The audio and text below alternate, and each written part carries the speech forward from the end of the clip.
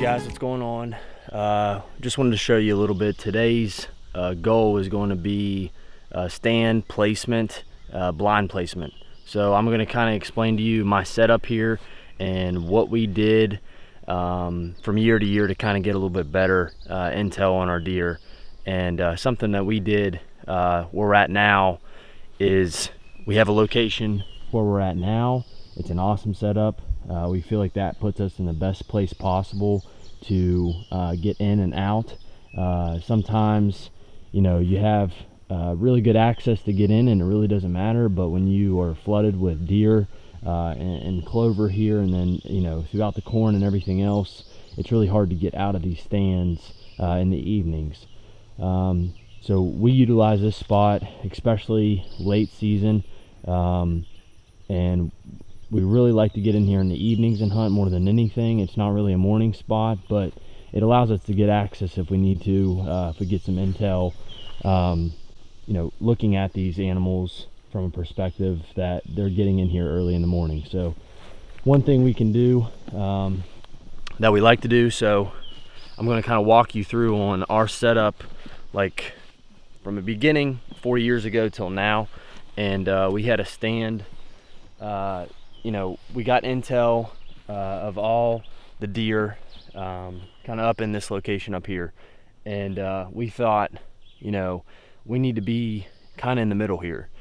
And initially it sounded like a great idea, but after the year progressed, it got a lot harder to get out of your stand, not necessarily in, but out in the evenings. It was super difficult. And with this being super open right here, we wanted to, originally one of the first years we had a stand up here on this fence line, and when we try to get in these woods, we could get in here, super difficult to get out because all the deer would flood in here to the clover, corn.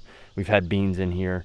So what we've done, we've graduated from being up there. We came here and we were really pinned down, and the bad thing about it is you don't want to open up all your windows in your blind. So we struggled to see what was behind us because the blind was facing this way.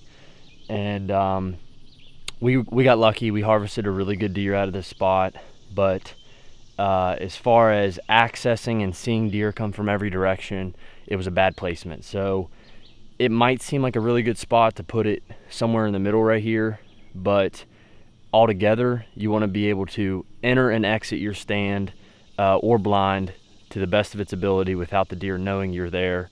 And you want to be able to see where these deer are coming from. If you have deer sneak up on you and, you know, you have a really good deer in front of you, but there's a doe behind you and she hears you moving the blind because you didn't see her moving, that you know, that's frustrating. So biggest tip I can say is, even though it seems like a really good spot, you don't necessarily have to put your blind right there.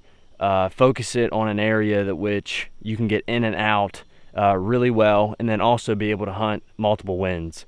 And that placement over there allows us to do that with, you know, with a lot of bedding area up here on this ridge.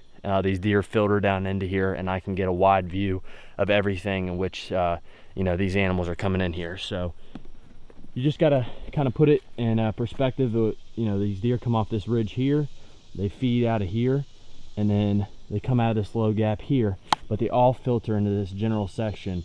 They come into this protein feeder in the summer, and it allows us to have a really good setup for the redneck there, and it's a really awesome spot. So just a tip, and just something to stick with, but I hope you guys get something from this, and we appreciate it. Thanks.